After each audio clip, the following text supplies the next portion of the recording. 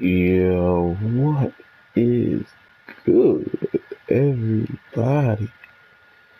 So many hype things happening, with so little time to talk about it. But let's first hop into one thing that I truly wasn't expecting to be such a decent series, such a series that really kind of undermined a lot of the tropes of anime and kind of just went with their own flow and went with their own type of uh, overall personality. And sure, they did use the tropes to probably gain in some viewership because people want to see certain things regardless of if you're trying to do new things.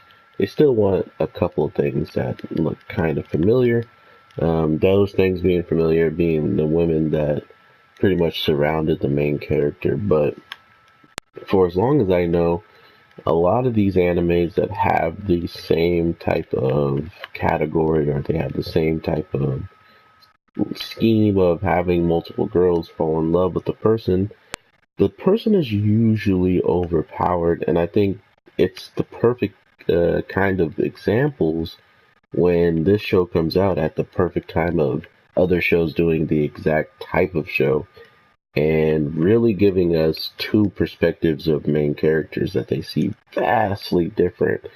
And both of this series really strive because of it. And these people being the main character from Master of Ragnarok, which we're talking about today, and the main character from Yuna's Haunted Hot Springs.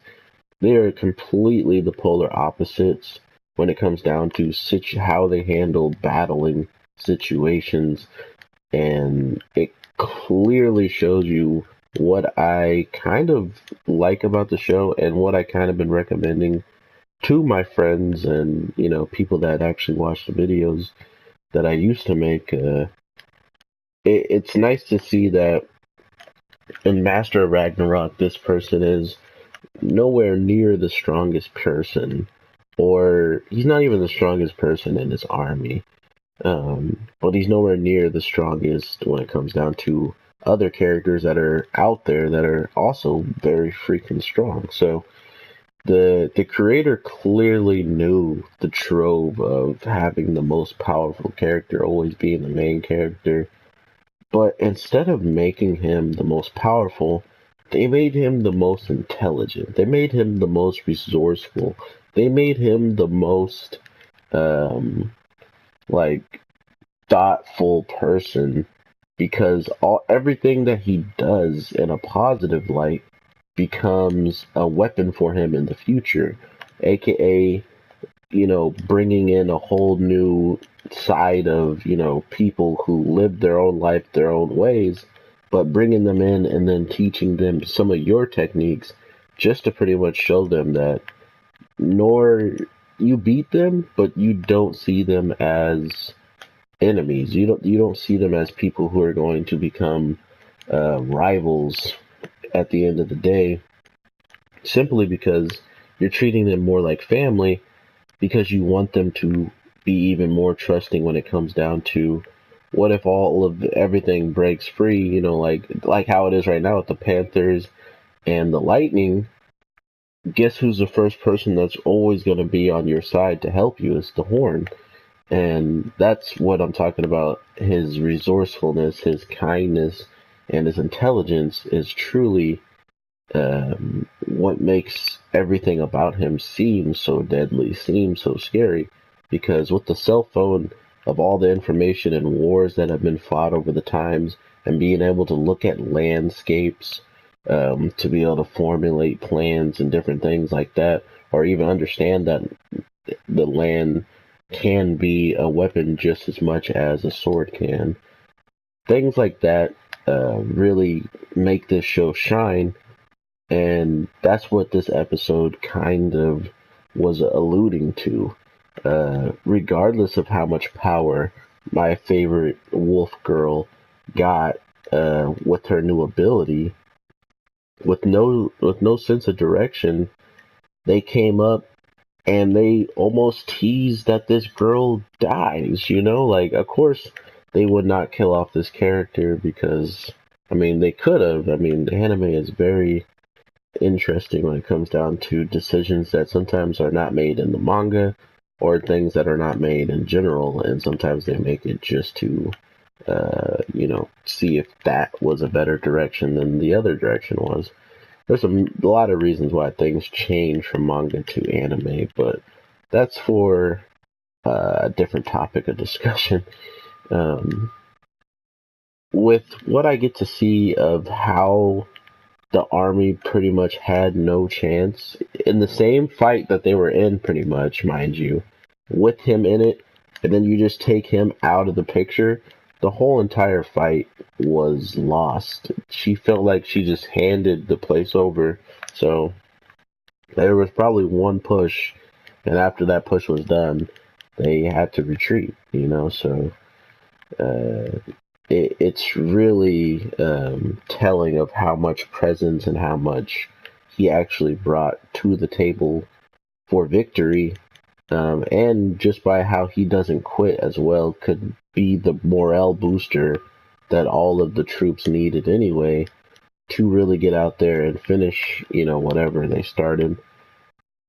This is the one time, or maybe the second time, I've probably said something relatively negative about the show, but I'm just afraid they just took the most diabolic, easy way out. But I am a man who will wait for results because, as I see it, it almost feels like with this ending, and I'm going to use the picture of the very end of this episode, but this is the final episode of the season, and with the whole way that this whole thing was set up, this is what I was scared of them not being able to have enough time in the season finale to really flush out what they're trying to get across.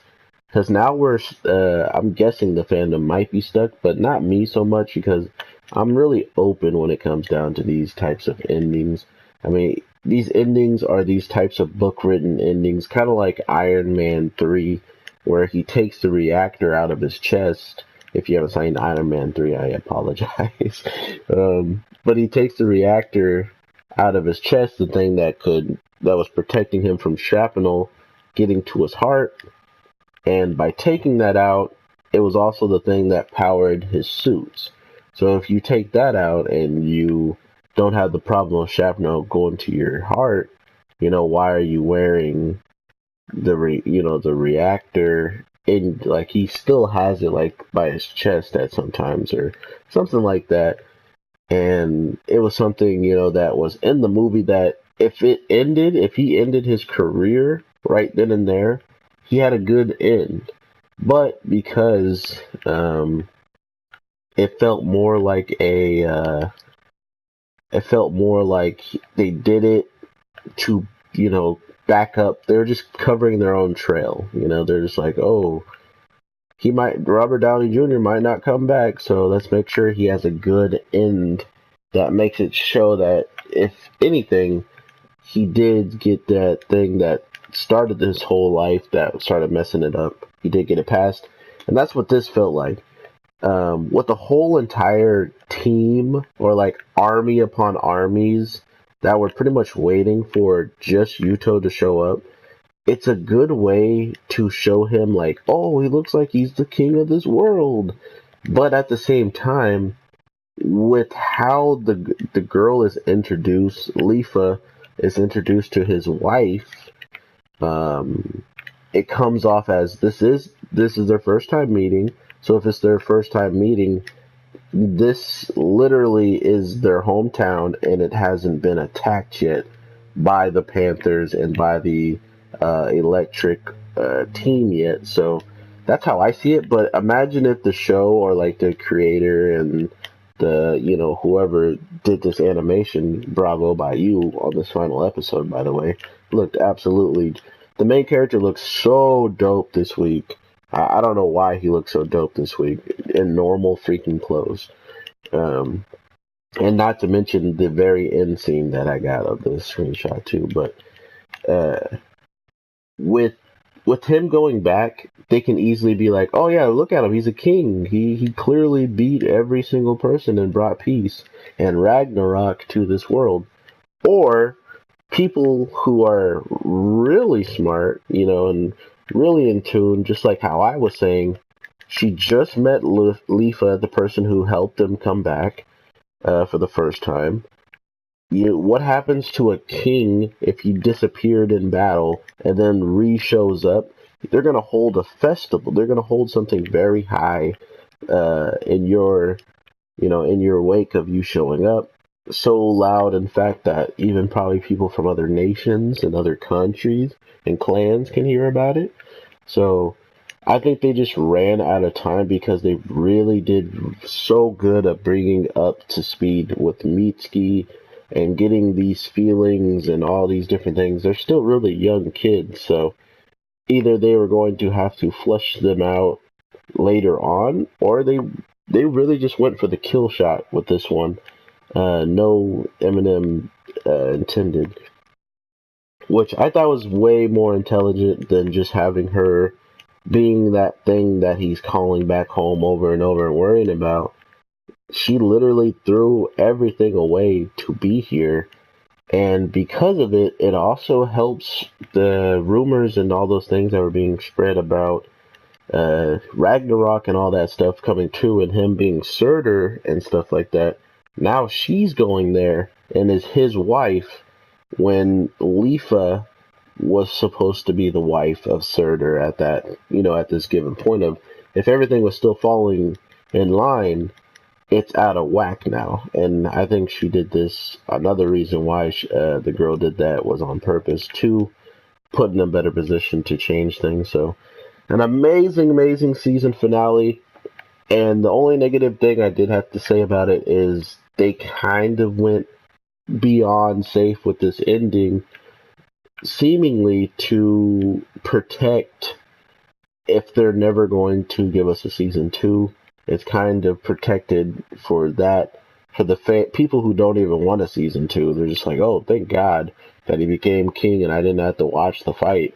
I just want to see the women anyway, so those people are definitely taken care of, and then they don't have to do season 2, or they go season 2, completely have these fights and stuff, and I think that's where they're probably trying to draw the line or try to figure out what to do is, if you go into this next season and win the fight, where do you put other stuff, or what is other stuff after that, So I don't read the light novels or the mangas of these things that I usually review, so I don't have the insight of things or continued much further. But for now, everybody that's here, I was gonna say something else, but for everybody that's here and everybody that's watching and enjoyed it, I hope you guys do keep your ears and eyes open for any news about season 2, and if I hear anything, it will be posted up on the channel for you to be able to see, so I can at least help everybody out that did enjoy it.